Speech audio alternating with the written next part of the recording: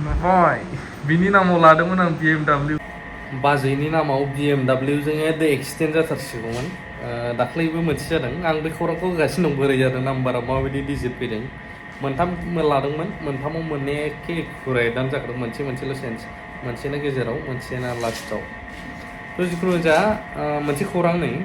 गोबाङा Covid vaccine लादोंमोन दा गिलु बालु मोनसे खौरां फैबाय थादों कभिड भेक्सिनखौहाय दिरुनग्रा कम्पानिफ्रानो कर्टआव फैनानै माने गावसोरनो कनफेस जाफैनाय बा माने बुंथिनानै लाफैनाय बेबायदि मा दंमारोमोन साइड इफेक्ट मा जागासिनो दं बेमारफ्रा आं सानो एसामिसबाबो गोबाङा भाइरेल जानायखौ नुखाबाय आरो गोबाङा नुवाखैदां गोबाङानो बैफोरनि थाखाय आं नैबे खौरांखौ होग्रोनि ओमफ्रायसो बाजैनि नामावहाय BMW जों एक्सिडेन्ट जाहांखौ होनो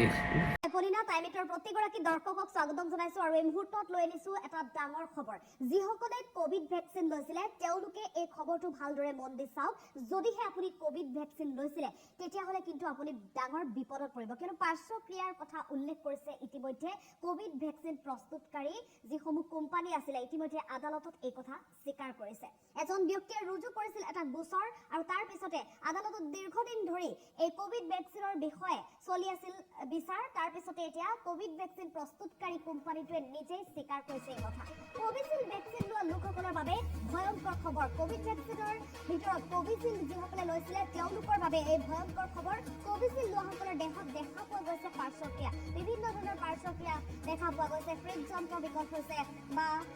অন্যান্য প্ৰেছাৰৰ সমস্যা হৈছে ভেকচিন নিৰ্মাণকাৰী কোম্পানী এষ্ট্ৰাজেনেকাই ইতিমধ্যে স্বীকাৰ কৰিছে এই কথা ইউকেৰ আদালতত স্বীকাৰ কৰিছে ভেকচিন প্ৰস্তুতকাৰী কোম্পানীটোৱে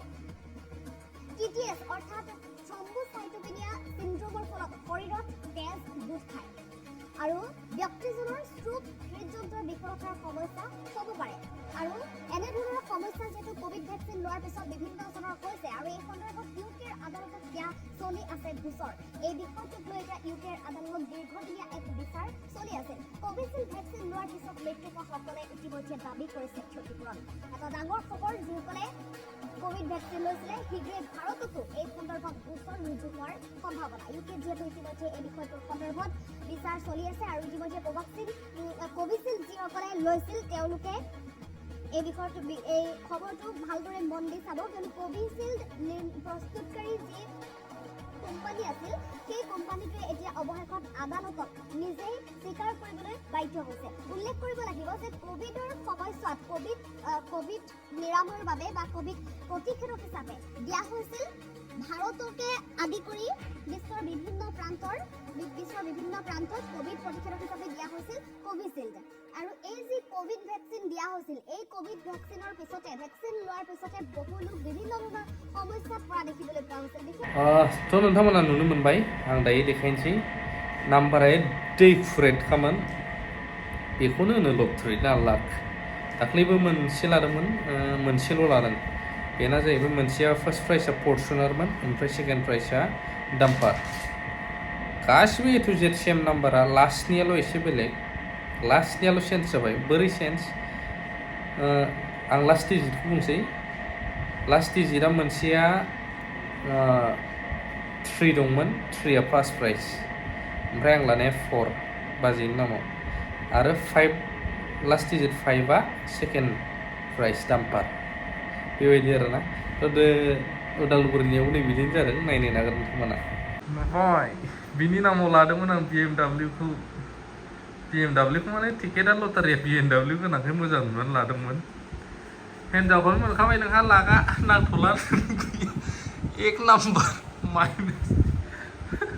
लिरग्रायासो बेलेग लिरफ्लांदों नामाब्रा दाख्लैबो थांबाय फरचुनारजों डाम्पारजों नाम्बारानो गेजेराव थालांदों माने 27204 जानानै होदों ओमफ्राय 27203 फार्स्ट 27205 सेकेन्ड प्राइस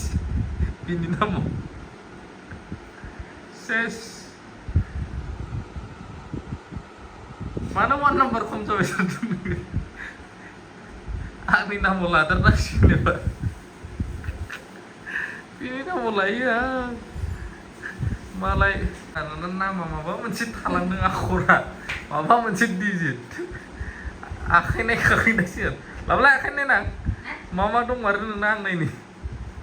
आंबो रोङोथ' आरे फिउचार नायनो रोंब्रा आंबो खिन्थु मानसिफ्रासो फोथाया साब्रैसोनिया जाखांबायानो औ डेन्जार नायो आं जालालै सेस